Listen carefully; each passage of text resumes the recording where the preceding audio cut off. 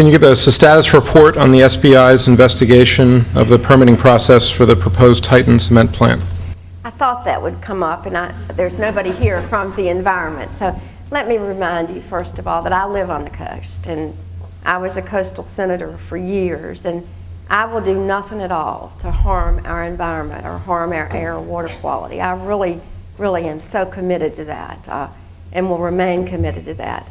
I do understand that the process is in place, and we have a good secretary of the Department of Environmental and Natural Resources. And you remember I talked earlier about government reform and setting government straight, and I didn't mention taking the politics out of government.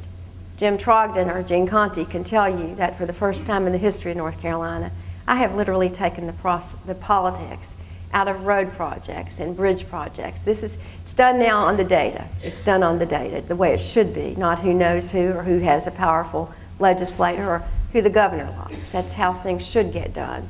And I've done that for every piece of state government, including DENR, which is the Environment and Natural Resources Department. I've put in place a really good secretary with a really good process, with rules and regulations that work. And for the most part, both the environmental community and those of us who are so pro-growth have found some sense of balance in what we're doing. I understand that Titan is very, very controversial here, and I've read the literature and talked to people. And I understand that you all would all love for me to stand up and make a decision as the governor. It's going to be this, you're going to have it, or it's going to be this, you're not going to have it. Because so many of you are either on one side or the other. And I'm not that kind of person, and I don't believe you want that in your governor. We have an analytical process that's in place for any hint of corruption. I've referred those issues to the SBI. So the permit and the process is taking place as we speak. The department is looking at the regulations. It's going to be either permitted or not permitted based on the data.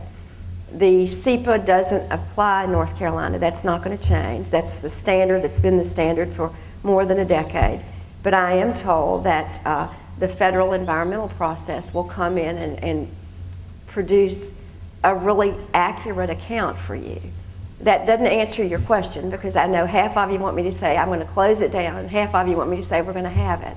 But I think you want a process in this state that works fairly and that works based on the data. And I would hope that you believe that. And if not, as we move forward, there's always the courts to challenge whether the decision's pro or con.